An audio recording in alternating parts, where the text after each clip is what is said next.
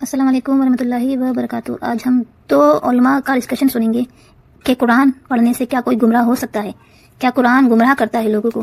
آج ہم دونوں علماء کا پوائنٹ آف ویو سنیں گے کہ کیا ہے اور کس چیز سے ہے۔ تو چلیے ویڈیو سٹارٹ کرتے ہیں۔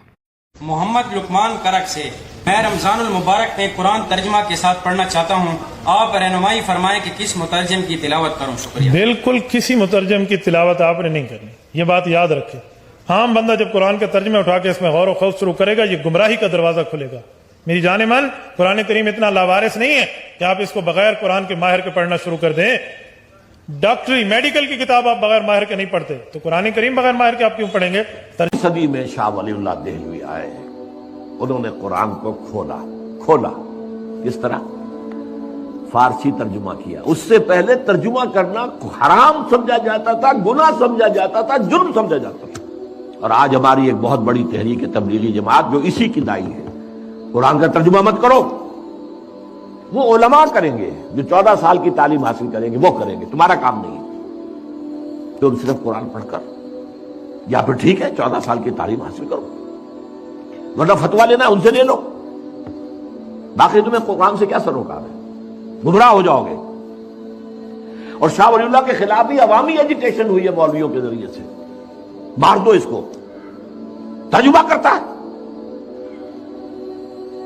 اور دو افغانی، انہیں ولایتی کہتے تھے اس زمانے میں، یہ ولایت تھا نا، دوسرا ملک تھا، دو ولایتی بلا لیے گئے تھے فتح پوری کی مسجد میں عصر کے بعد درس حدیث دیا کرتے تھے، وہاں سے نکلے ہیں تو کھڑے ہوئے تھے وہ دو پٹھان، دو افغان قتل کرنے کے لیے، لیکن کچھ روب ایسا پڑا ان پر شاہ صاحب کی نورانیت کا یا شخصیت کا کہ وہ قتل نہیں کر سکتے، ورنہ قتل کر دیں۔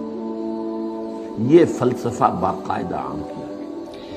تو دیکھا آپ نے کہ ہم نے دونوں کے پوائنٹ آف ویو سنے، اور آج میں اس کے سپورٹ میں بولوں گی، کیونکہ قرآن میں اللہ فرما رہا ہے، اور بے شک ہم نے قرآن کو سمجھنے کے لیے آسان کر دیا ہے، پس کیا کوئی نصیحت حاصل کرنے والا ہے؟ کہ ہم نے یہ کتاب ہر انسان کے لیے نازل کری ہے، ہر کسی کے لیے اتاری گئی ہے تاکہ وہ اس سے ہدایت پائے۔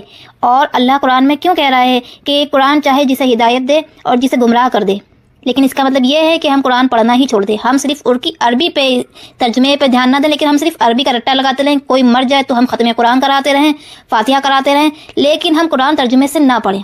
تو کیا دین ہمیں اس کا حکم دیتا ہے کہ ہمیں قرآن نہیں پڑھنا ہے اور ہمیں قرآن سے ہدایت حاصل نہیں کرنی ہے؟ کوئی کسی مولوی کی کتاب، چاہے وہ فضائل عمل ہو یا کسی بھی مولوی کی رکھتی ہو کتاب، ہدایت دے سکتی ہے، وہ کسی انسان کی لکھی ہوئی کتاب ہے، لیکن اللہ تبارک و تعالیٰ نے انسان کی ہدایت کے لیے قرآن نازل فرمایا ہے، نہ کہ ان سب باتوں کے لیے کہ قرآن پڑھنے سے آپ گمراہ ہو سکتے ہیں۔ اگر قرآن پڑھنے سے، ترجمہ پڑھنے سے آپ گمراہ ہوتے تو آپ مسلمان ہی نہ ہوتے، لیکن ان سب لوگوں کو ان سب چیزوں کے علاوہ اور کسی چیز کی پرواہ نہیں۔ قرآن ترجمے کے ساتھ پڑھنے سے کوئی گمراہ نہیں ہوتا، بس وہ اگر چاہتا ہے کہ وہ ہدایت کا راستہ پا لے تو اس کے لیے اس دنیا میں اس سے بہترین کتاب کوئی نہیں۔ بھلے ہی مولوی کہتا رہے، چلاتا رہے کہ آپ قرآن پڑھیں گے تو گمراہ ہو جائیں گے، لیکن اللہ کیا کہہ رہا ہے، رسول صلی اللہ علیہ وسلم کیا کہہ رہے ہیں، ہمیں اس بات کی ترتیب کرنی چاہیے نا کہ قرآن میں اللہ کیوں کہہ رہا ہے کہ ہم نے یہ قرآن اتارا ہے تاکہ لوگ اس سے ہدایت پا سکیں، نہ کہ گمراہ ہو سکیں۔ گمراہ وہی ہوتا ہے جس کے دل میں شک و شبہات ہوتے ہیں، جس پر اللہ کا توکل ہے، جس پہ توکل ہے کہ میرا اللہ مجھے ہدایت دے گا، اسے ہدایت ملے گی۔ اور جو گمراہ رہے گا وہ خود گمراہ رہے گا، کیونکہ اس نے اللہ کو خود چھوڑا ہے، اور اللہ جسے چاہے ہدایت دے اور جسے چاہے گمراہ کر دے۔ جزاکم اللہ خیرہ۔